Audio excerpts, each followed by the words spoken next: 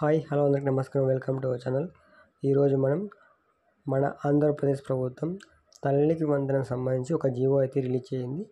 అది ఏంటి అనేది ఈ వీడియోలో చూద్దాము.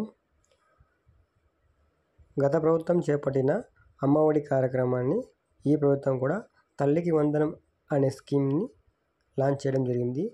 ఈ స్కీమ్ ప్రకారం మనకి ఈరోజు అయితే ఒక జీవో అయితే రిలీజ్ చేయడం జరిగింది.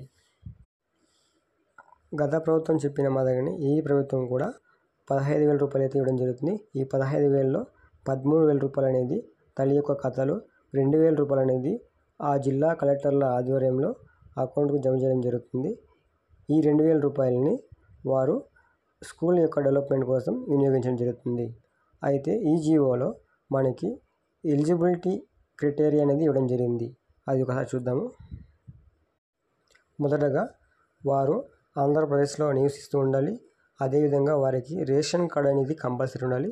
అదేవిధంగా most important house hold mapping అనేది ఖచ్చితంగా జరిగి ఉండాలి. ఆ హౌస్ మ్యాపింగ్లో తల్లి పేరు మరియు చిల్డ్రన్స్ యొక్క పేరు ఖచ్చితంగా నమోదై ఉండాలి. అప్పుడే ఈ స్కీమ్కి వాళ్ళు అర్హులవుతారు.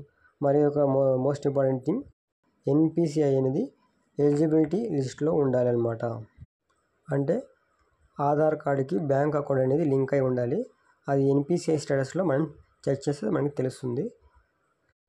స్టేటస్ అనేది ఏ విధంగా చూడాలనేది ఇంతకుముందు మనం ఒక వీడియో చేయడం జరిగింది. అందులో వెళ్ళి మీరు చూడవచ్చు. అదేవిధంగా ఇక్కడ చూసుకున్నట్లయితే ఈ యొక్క పేరెంట్స్ అనేవాళ్ళు గవర్నమెంట్ ఎంప్లాయీ అయి ఉండకూడదు, మరియు గవర్నమెంట్ పెన్షన్ పొందేవారు ఈ పథకానికి అనర్హులు అనమాట. అదేవిధంగా వీరి యొక్క ల్యాండ్ అనేది 3 ఎకరాల తేమ మరియు 10 ఎకరాలు మిట్టె భూమి మించి ఉండకూడదు. అదేవిధంగా వీరిపై ఎటువంటి 4-wheeler వెహికల్ అనేది ఉండకూడదు. ఎక్సెప్ట్ ట్రాక్టర్స్, ట్యాక్సీస్ మరియు ఆటోస్ మించి వేరే వెహికల్స్ అనేవి రిజిస్ట్రేషన్ అయి ఉండకూడదు. వీరి యొక్క ఆదాయం అనేది గ్రామీణ ప్రాంతాలు అయితే 10,000 మించకూడదు. పట్టణ ప్రాంతాలు అయితే 12,000 రూపాయలకైతే మించకుండా ఉండాలి. ఇవన్నీ ఉన్నట్లయితేనే ఈ స్కీమ్కి ఎలిజిబుల్ అవుతారనమాట. ఎలిజిబుల్ అయిన లిస్ట్ అనేది గ్రామ వార్డు సచివాలయాల్లో డిస్ప్లే చేయడం జరుగుతుంది. అదేవిధంగా అనర్హుల లిస్టు కూడా డిస్ప్లే చేయడం జరుగుతుంది. వారు ఈ నెల 20వ తేదీలోపు వాళ్ళ అభ్యంతరాలని తెలియజేయడం జరుగుతుంది. మరియు 6 స్టేజెస్లో వెరిఫికేషన్ ప్రాసెస్ అనేది జరగడం జరుగుతుంది. ఆ తర్వాత మీకు వచ్చే నెలలో అమౌంట్ అనేది డైరెక్ట్గా వారి ఖాతాలో జమ చేయడం జరుగుతుంది.